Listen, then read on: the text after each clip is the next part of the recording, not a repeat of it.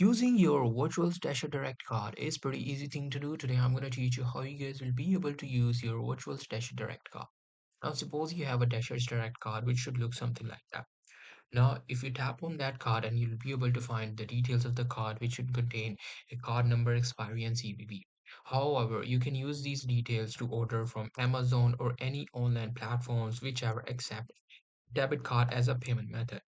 However, just in case if you want to use it in store or if you want to go out and use it, the process is pretty much simple. You just have to add this card to your Apple Wallet. Now, in order to do that, you have to open up your Apple Wallet app, tap on this plus icon. Now, there you go. These two options will pop up. Tap on debit or credit card, and this option will appear. Here, you just have to select either you want to add payment card manually or automatically. You have to select manually and then enter your card details, which should be your card number, expiry, and CVV, which you can get from Dash's Direct app. Once your card is added to your Apple Wallet, you will be able to make contactless payments without any problem at any store. So that's pretty much it. That's how you guys can do it. Hope you guys find this video helpful.